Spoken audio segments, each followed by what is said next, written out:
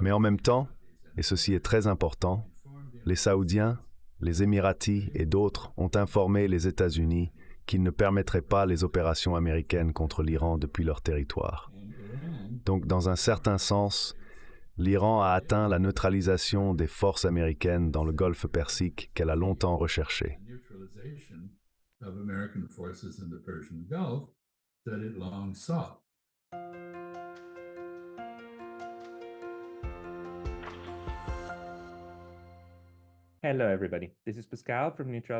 Bonjour à tous. Ici Pascal de Neutrality Studies. Et aujourd'hui, j'ai le grand plaisir et l'honneur de parler à nouveau à l'ambassadeur Chas Freeman. Je sais que la plupart d'entre vous le connaissent. C'est un excellent orateur, écrivain et penseur. Il a servi en tant qu'ambassadeur des États-Unis en Arabie Saoudite, a été le secrétaire adjoint à la Défense dans les années 1990 et a également servi comme interprète principal de Nixon lors de sa visite en Chine en 1972.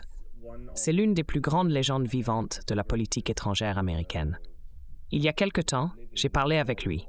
Il secoue la tête, mais c'est vraiment le cas.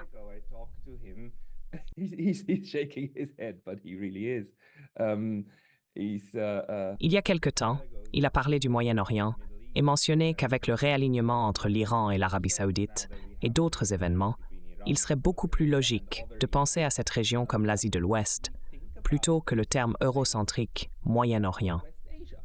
C'était avant le 7 octobre, avant le début de ce qui doit être décrit comme un génocide, dont je suis absolument certain qu'il sera rappelé dans l'histoire mondiale comme tel.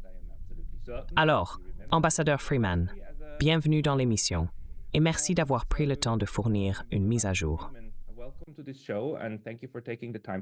Eh bien, merci pour les remarques flatteuses.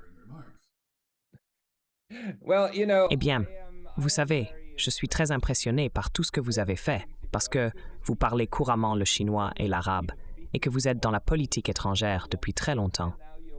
Maintenant, vous êtes l'une de ces voix qui osent s'exprimer et cadrer les choses. Vous nous aidez à réfléchir aux affaires mondiales.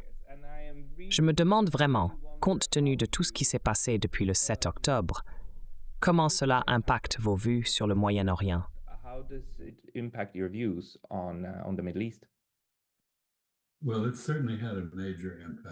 Eh bien, cela a certainement eu un impact majeur. Initialement, j'étais un fan du sionisme dans les années 1950. J'admirais ce que je pensais qu'Israël représentait. Cependant, en observant les actions d'Israël au fil du temps, ma perspective a évolué du scepticisme à la critique. J'en suis venu à comprendre plusieurs choses sur le droit d'exister. Qu'est-ce que cela signifie? Cela implique que personne d'autre n'a le droit d'exister entre le fleuve Jourdain et la mer.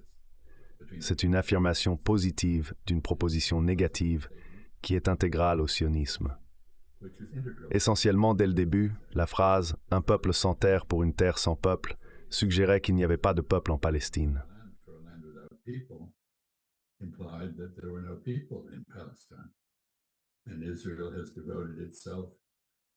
Israël s'est consacré à garantir que cela soit le cas, ce qui a été brutalement révélé dans le génocide à Gaza. Israël préférerait pousser la population palestinienne à partir. Cependant, si cela échoue, il recourt à les tuer. Les victimes de l'Holocauste en Europe sont souvent citées, mais il est important de noter que les Juifs arabes, les Mizrahim et les Juifs orientaux n'ont pas vécu l'Holocauste. Pourtant, l'État israélien a mené des programmes suggérant à ses citoyens que le monde non-juif entier veut les assassiner.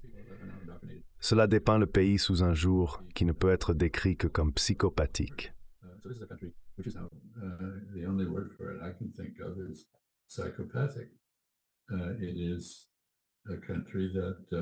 Le pays a déshumanisé la population indigène à un tel point que ses habitants ne ressentent aucun scrupule à commettre des massacres, y compris le meurtre de femmes, d'enfants et de nourrissons.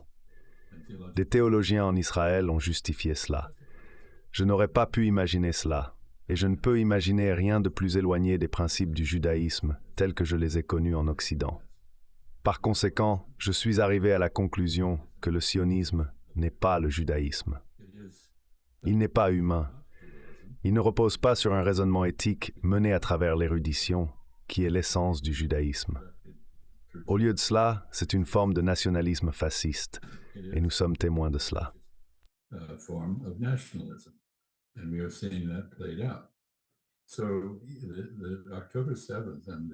Alors, les événements du 7 octobre et ce qui a suivi ont profondément affecté ma vision des choses. Je dois aussi dire qu'en tant qu'Américain, la foi en une solution que nous n'avons jamais vraiment soutenue suffisamment est scandaleusement malhonnête. Je pense que cela nous prive de toute crédibilité restante lorsqu'il s'agit de ce genre de duplicité, tromperie, malhonnêteté, hypocrisie et double standard. D'une part, nous condamnons la Russie pour sa guerre en Ukraine, qui a sans aucun doute inclus de graves violations des droits humains ukrainiens. D'autre part, nous ne condamnons pas Israël pour avoir commis des actes bien plus graves et létaux. Cela me désole profondément. Je n'ai pas pu bien dormir depuis 6 mois.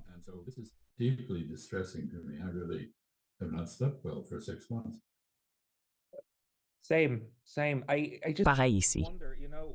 Je me demande juste ce qu'il y a d'unique dans ce que nous sommes en train de voir. Par aspect unique, je veux dire le double langage. La malhonnêteté dans la politique étrangère et le discours politique n'est pas nouvelle.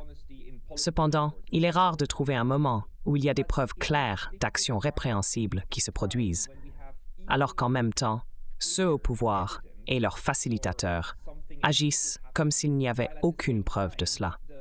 Par exemple, Kirby a déclaré à la télévision d'État « Nous n'avons aucune preuve qu'un seul abus des droits de l'homme ou crime de guerre ait réellement eu lieu. » Il a spécifiquement mentionné les crimes de guerre.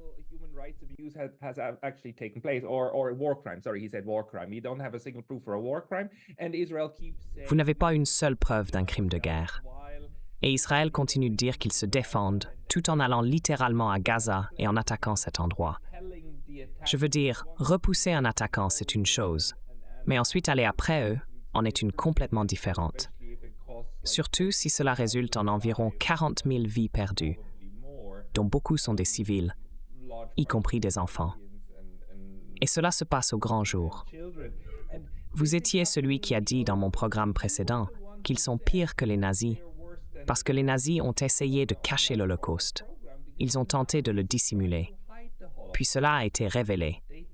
Et seulement après tout le monde a appris l'ampleur complète de ce crime.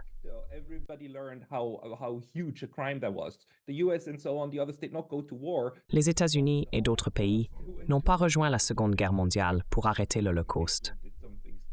Ils ont rejoint la guerre parce que le Japon les a attaqués. Et ensuite, Hitler a déclaré la guerre aux États-Unis, ce qui était une erreur stratégique. C'est la première fois que nous assistons à un crime massif commis ouvertement et avec une intention stratégique. Pendant ce temps, le monde occidental semble l'ignorer. Cependant, le reste du monde, y compris la Russie, la Chine et les pays d'Amérique du Sud, peut clairement voir ce qui se passe. Ils reconnaissent tout cela comme scandaleux. Cette situation soulève la question de savoir comment cela changera la dynamique de la politique mondiale.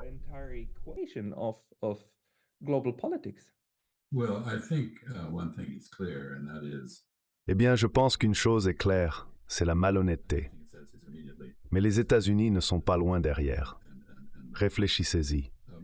Israël a attaqué une ambassade à Damas. Cela constitue une violation de l'une des normes les plus fondamentales des relations internationales, des normes qui remontent à des milliers d'années. Et les États-Unis, la Grande-Bretagne et la France ont opposé leur veto à la condamnation.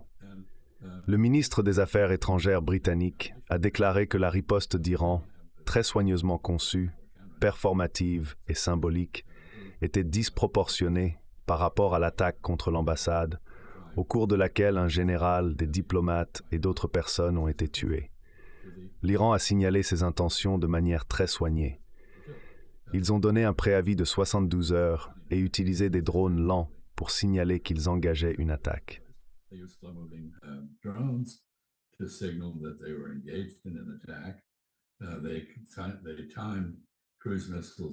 Ils ont synchronisé des missiles de croisière et des missiles balistiques pour coïncider avec l'arrivée de ces drones. Ils visaient purement des cibles militaires, évitant les civils, et ils ont réussi à atteindre ces cibles militaires. L'étendue des dégâts n'est pas claire car les Israéliens n'ont pas été honnêtes à ce sujet.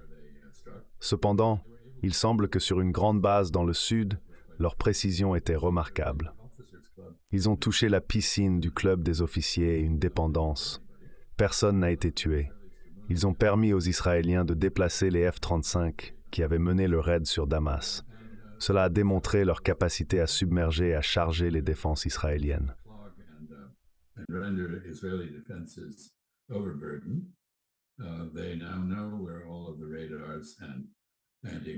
Ils connaissent maintenant l'emplacement de tous les radars et sites antimissiles.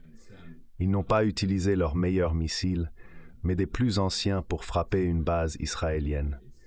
Ils ont déclaré que, de leur point de vue, ils ont fait passer leur message et ne prévoient pas d'autres actions. Il est incertain de savoir ce qu'Israël fera, bien qu'Israël est menacé de représailles. L'Iran a averti que si cela se produisait, au lieu de 320 missiles ou objets volants se dirigeant vers Israël, il y en aurait 1500. Cela change fondamentalement la dynamique au Moyen-Orient. L'Iran avait adopté une politique de patience stratégique, qui était essentiellement de la passivité. Lorsqu'il était attaqué, comme il l'était souvent par Israël, ou lorsque ses officiers, militaires, scientifiques et politiciens étaient assassinés, comme beaucoup l'étaient, le n'était pas de même manière.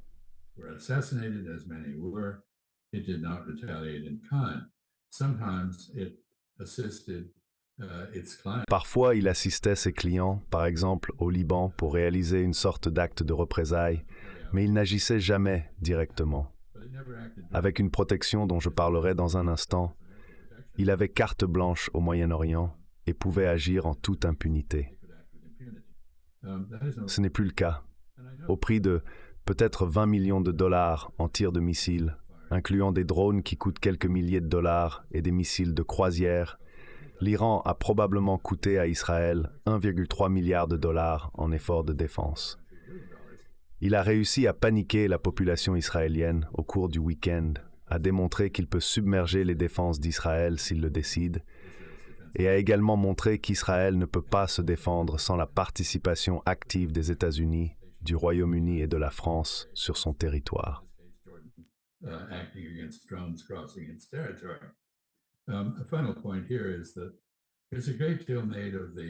Un dernier point ici est l'accent mis sur la prétendue coopération des États arabes avec Israël contre l'Iran.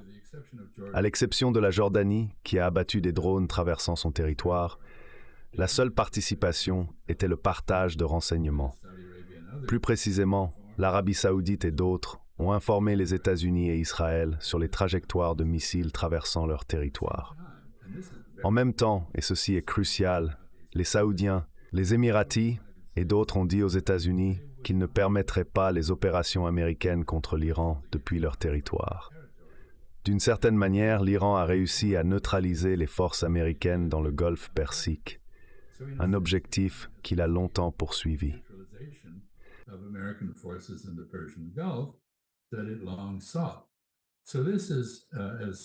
Donc, comme quelqu'un l'a décrit, d'un point de vue militaire tactique, c'était insignifiant ou un rien du tout pour utiliser un terme d'argot américain.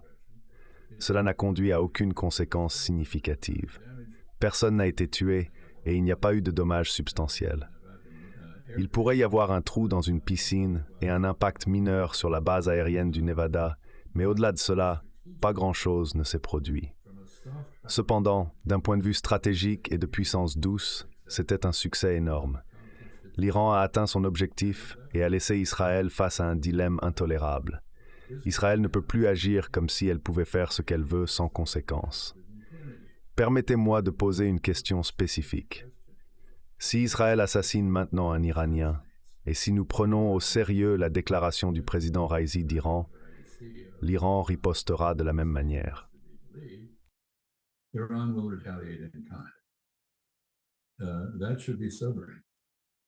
Cela devrait être une prise de conscience. Il n'a pas été constaté que la force ait été brisée. De plus, il y a maintenant des gens à Téhéran qui, pour la première fois, disent ouvertement que pour contrer Israël, ils vont devoir envisager de passer au nucléaire. Ainsi, Israël a franchi une ligne. Et rappelons-nous, ce n'était pas une provocation iranienne. Les Israéliens ont attaqué une cible sacro-sainte, une cible qui détient une signification politique dans la communauté diplomatique, à savoir l'ambassade d'Iran à Damas. L'Iran a été mis dans une position où il devait répondre. Apparemment, les Israéliens ont mal jugé la situation. Ils pensaient que, comme par le passé, malgré leur escalade contre l'Iran, l'Iran continuerait à exercer une retenue stratégique.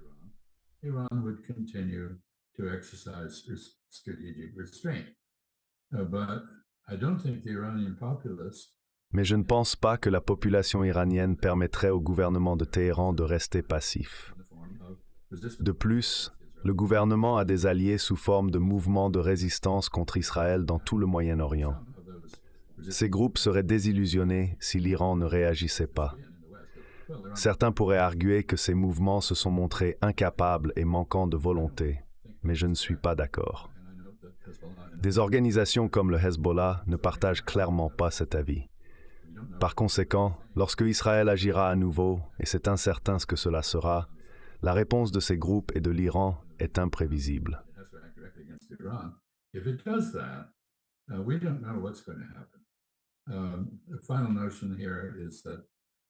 La notion finale ici est que M. Netanyahou n'a pas réussi à atteindre son objectif de longue date, qui durait depuis 35 ans, de générer une guerre contre l'Iran qui amènerait les États-Unis à soutenir Israël pour détruire les politiciens en Israël et sur Capitol Hill à Washington, que l'Iran possède un programme d'armes nucléaires. Ce que l'Iran a, c'est un programme pour atteindre la latence nucléaire. Au cas où une décision serait prise, aucune décision n'ayant encore été prise apparemment, de construire une bombe. Et ce que nous voyons maintenant en Iran, c'est un débat sur la prise de décision de construire une bombe. Donc, de tous les points de vue, c'est un désastre pour Israël, pour l'Occident, et cela laisse la situation très incertaine.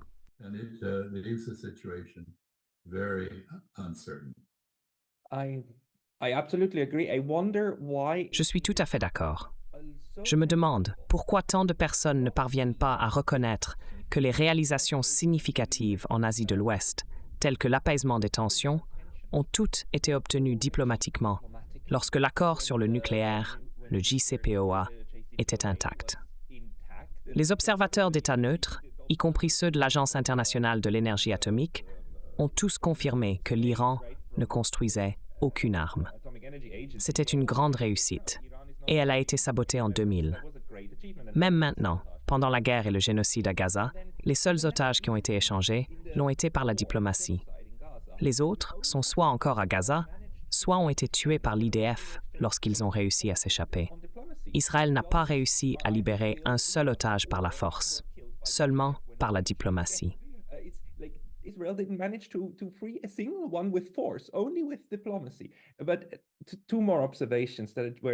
Mais j'ai deux autres observations sur lesquelles j'aimerais avoir votre avis. Prenons l'exemple de la Jordanie. Il y a environ 1 mois et demi, les États-Unis ont décidé de donner à Israël 3,8 milliards de dollars supplémentaires. Lorsque j'ai lu la législation, j'ai remarqué qu'elle incluait également 1,2 milliard de dollars pour la Jordanie. Au début, je n'y ai pas prêté grande attention. Mais maintenant, je réalise qu'il s'agit d'un 1,2 milliard de dollars supplémentaires dépensés pour un autre pays pour défendre Israël, ce qui fait parfaitement sens sur le plan stratégique.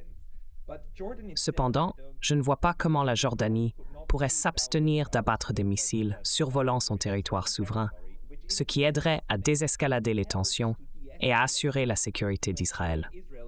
Quel impact cela aura-t-il en Jordanie?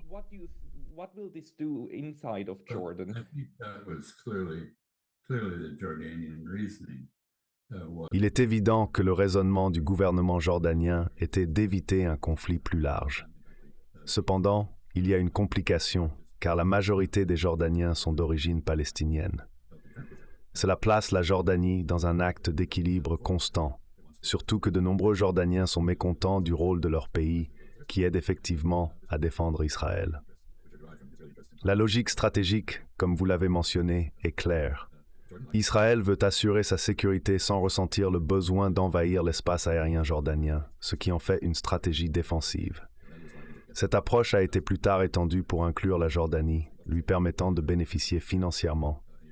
Telle est la situation.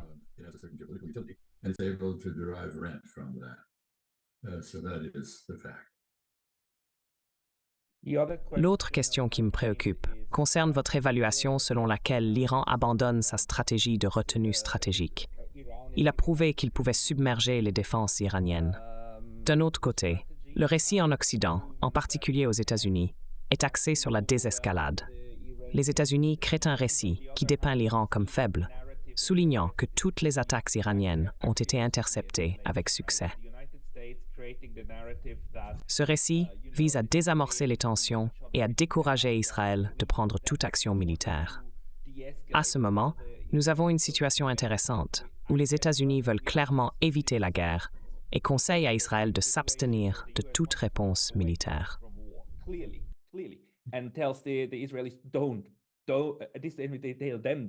Ils leur disent de ne pas riposter. Nous ne voulons pas de cela, disent-ils. Mais la décision appartient finalement à Israël. Ce qui m'inquiète, c'est que la stratégie d'Israël a été l'opposé complet de celle de l'Iran. Alors que l'Iran a fait preuve de retenue, l'approche d'Israël a été de riposter de manière écrasante. Si quelqu'un nous attaque, nous ripostons 10 fois plus fort. Si quelqu'un tue un Israélien, nous répondons en 10, 100, voire des milliers. Leur stratégie est de choquer leurs adversaires jusqu'à soumission. En suivant cette stratégie, je pourrais même envisager quelque chose d'aussi extrême qu'une frappe nucléaire tactique, ce qui serait scandaleux. Pensez-vous qu'Israël choisira de ne pas agir cette fois-ci?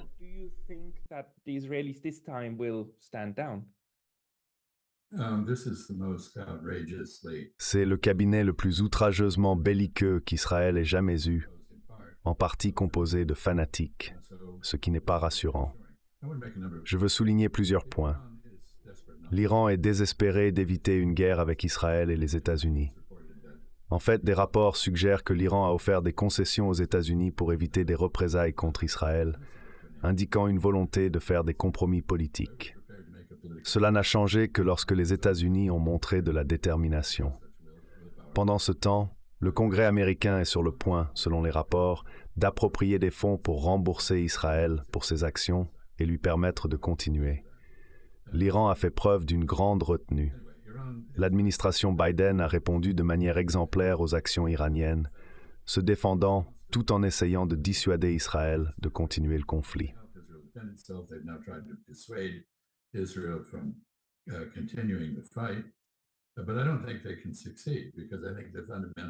Mais je ne pense pas qu'ils puissent réussir car ils interprètent fondamentalement mal les intentions israéliennes. Comme mentionné, la stratégie d'Israël a été dépourvue de diplomatie, s'appuyant plutôt sur une agression disproportionnée pour ce qu'ils appellent la dissuasion. D'autres pourraient l'étiqueter d'intimidation ou même de terrorisme. Israël a cherché à se sécuriser en instillant la peur. Le fait que l'Iran ait maintenant déclaré qu'il réagirait de manière similaire soulève de sérieux doutes quant à la capacité d'Israël à maintenir cette politique. Il n'est pas clair si l'Iran bluffe. C'est possible. Cependant, ils ont été placés dans une situation difficile, à la fois avec leurs alliés et leurs propres citoyens, les obligeant à tenir leurs promesses de représailles significatives, ce qui amène à se poser la question de la dimension nucléaire.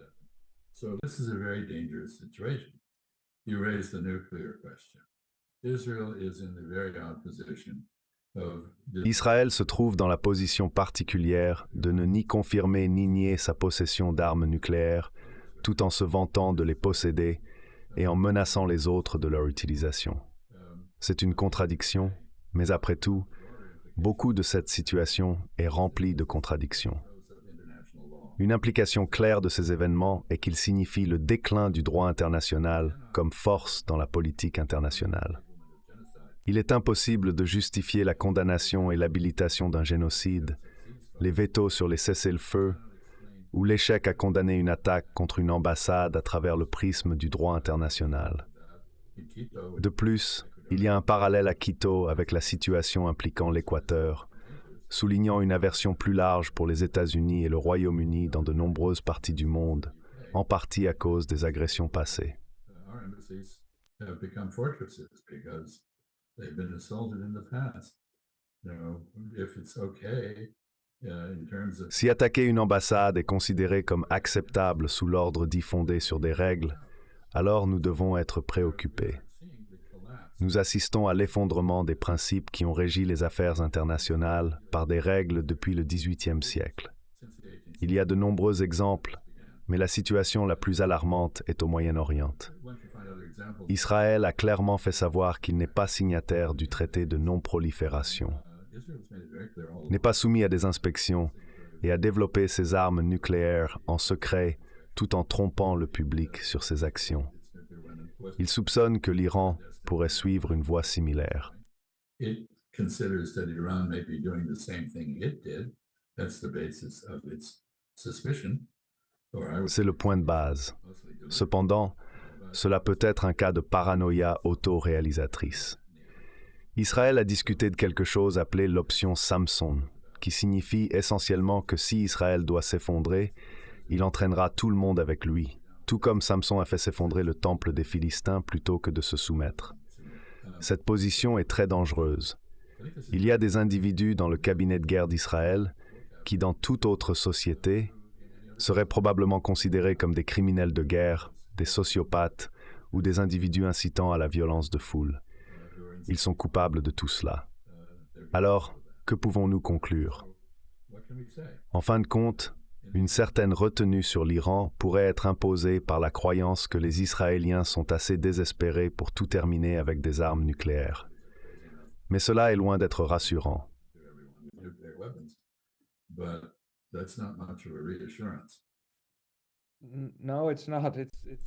Non, ce n'est pas le cas. C'est un moment très, très effrayant. J'ai cependant deux observations. D'une part, je me trouve dans une situation bizarre. Pour la première fois, il y a quelques mois, on m'a demandé d'enseigner le droit international des droits de l'homme. Et maintenant, j'enseigne le droit des droits de l'homme, ce qui représente une contradiction significative pour moi.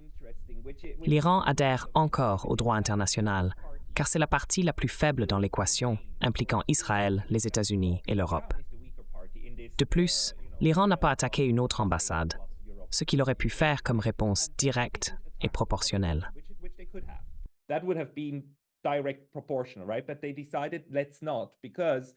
Mais ils ont décidé de ne pas le faire, parce qu'il est encore mieux pour tout le monde. Si nous pouvons démontrer au reste du monde, qui inclut des pays en dehors des États-Unis et de l'Europe, que nous adhérons au droit international. Nous voyons à plusieurs reprises que les parties plus faibles tentent de se conformer au droit international et essaient également de maintenir son cadre. Par exemple, ils déclarent officiellement qu'ils ciblent uniquement des objectifs militaires. Ils sont très clairement dans ces limites. Cela me donne un peu d'espoir. C'est une observation. Deuxièmement, j'ai une question. D'où Israël obtient-il son uranium et son plutonium? Je ne pense pas qu'ils puissent le produire eux-mêmes, n'est-ce pas? Alors, comment contournent-ils les mécanismes du traité sur la non-prolifération des armes nucléaires, qui restreignent la vente d'uranium et de plutonium aux pays qui n'en font pas partie?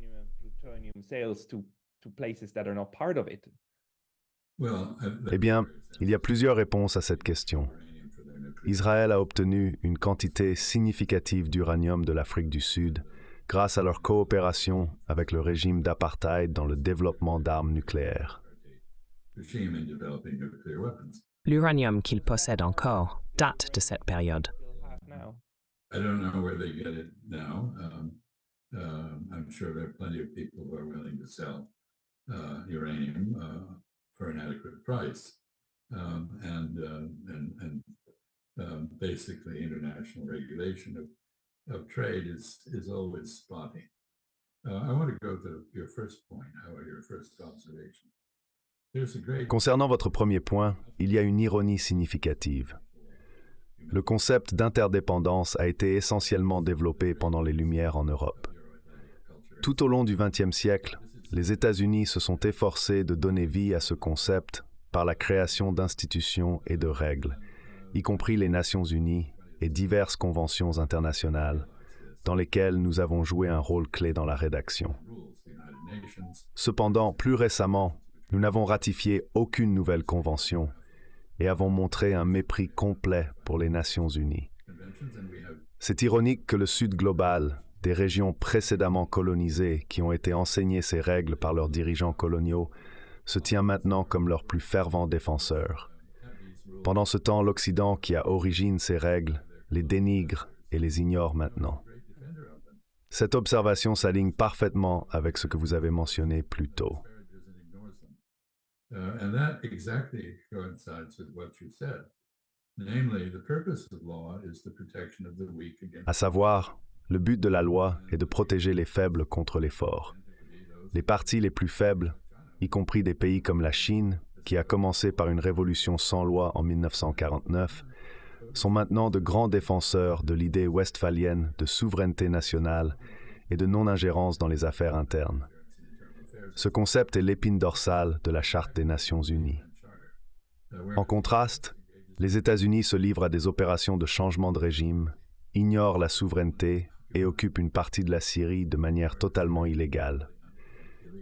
Ils sont également en Irak et ne partiront pas malgré les demandes des Irakiens. Ainsi, nous avons une inversion. Nous avons développé un système très bon, admirable, qui a fonctionné pendant un moment.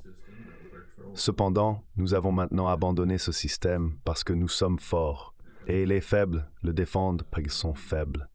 Cette situation est en effet très ironique.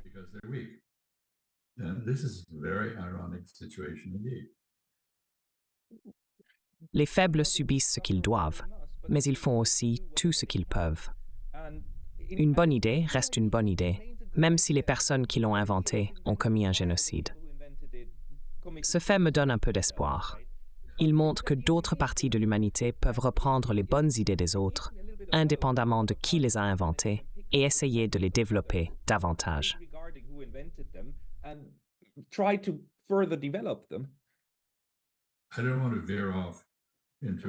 Je ne veux pas dévier vers une discussion stratégique plus large parce que je pense que nous avons déjà suffisamment abordé de points jusqu'à présent. Cependant, permettez-moi juste de remarquer que l'un des dommages collatéraux de tout ce qui s'est passé est les Nations unies. Il a été démontré qu'elles sont inefficaces, qu'elles sont un véhicule qui ne peut pas relever les défis auxquels la planète ou les sociétés humaines sont confrontées. Par conséquent, la question se pose, existe-t-il une alternative pour préserver ces valeurs que l'ONU était censée défendre? De telles alternatives existent dans les diverses organisations et institutions qui ont été créées pour compléter, complémenter et remédier aux insuffisances du système bancaire de Bretton Woods. Ainsi, nous avons la Banque asiatique d'investissement pour les infrastructures, la Nouvelle Banque de développement et les BRICS.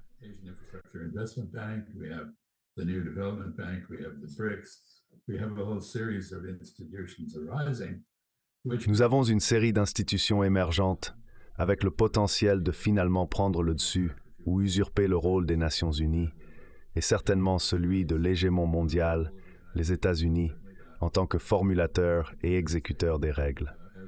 Il n'y a absolument aucune raison pour que le monde doive tolérer le veto américain, surtout lorsqu'il soutient des actions comme le génocide à Gaza. Pourquoi n'y a-t-il pas une conférence ad hoc où les pays peuvent se réunir et autoriser des mesures telles que les boycotts, le désinvestissement et les sanctions contre le perpétrateur? C'est une question intéressante. Essentiellement, l'existence de l'ONU devient un obstacle à la réalisation des idéaux pour lesquels elle a été établie. À un certain moment, quelqu'un trouvera probablement une solution qui, parlant pour les Américains, ne nous plaira pas, car elle nous privera de notre pouvoir de veto.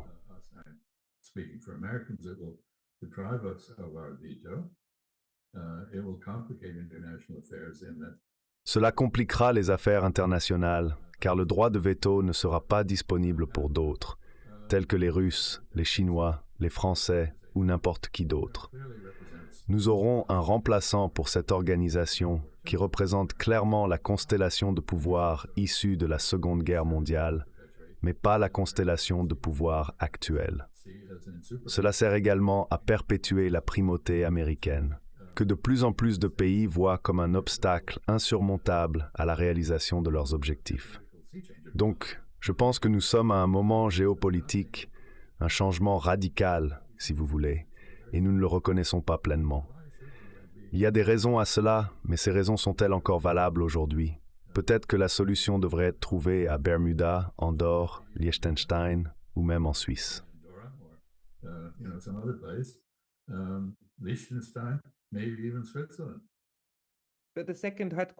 Mais le deuxième siège est en Suisse, n'est-ce pas? Cela est dû au fait que la Société des Nations y était. C'est la raison principale pour laquelle j'étudie la neutralité. Alors que nous voyons l'ordre actuel s'effondrer et évoluer vers la multipolarité, et que nous assistons à l'expérience de 100 ans de l'ONU et de la Société des Nations, qui visait à créer une structure de haut en bas, comme une pyramide, échouée. Cela n'a pas atteint ce qu'il était censé faire, et tout le monde le voit. Comme vous l'avez justement mentionné, nous assistons maintenant au développement progressif d'arrangements régionaux comme les BRICS, l'ASEAN et l'Union africaine. Ces organisations se rapprochent, formulent des mécanismes de résolution de problèmes et remplacent ce que l'ONU devrait faire. Dans cette nouvelle constellation, il deviendra de plus en plus important d'avoir des acteurs qui peuvent servir de terrain de rencontre neutre. Nous voyons comment le Qatar et Oman servent de médiateurs.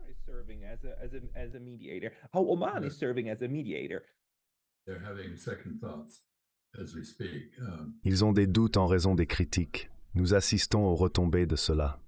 Vous avez mentionné l'héritage de la Société des Nations et la présence en Suisse, particulièrement à Genève. L'organisation a été sabotée par les États-Unis, entraînant une augmentation des arrangements régionaux et bilatéraux pour la libéralisation du commerce et la gestion des différends. Cela est dû au fait que l'OMC ne peut plus remplir cette fonction. Cependant, säger då tillfället då återuppbygg. But there are other spillover effects. Look at the destruction of freedom of speech in Germany. Regardez la destruction de la liberté d'expression en Allemagne, par exemple. C'est tout à fait extraordinaire. L'appareil de sécurité national allemand est désormais déterminé à faire taire quiconque critique ou fait des commentaires jugés critiques envers Israël, y compris en refusant l'entrée à ces individus, en interrompant des conférences et en arrêtant des personnes. Ce genre d'activité quasi totalitaire aurait été inimaginable avant les événements récents. L'Allemagne était autrefois considérée comme une démocratie modèle, mais elle perd ce caractère, tout comme d'autres pays.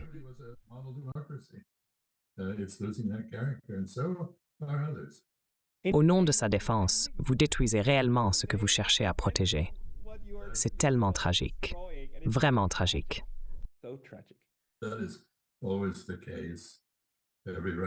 Chaque révolution se produit pour rétablir des valeurs du passé mythique et chaque contre-révolution se produit pour défendre ces valeurs. Les deux sont très destructrices. Donc nous voici. Quoi qu'il en soit, je pense que je dois prendre congé, mais je vous souhaite une agréable journée au Japon.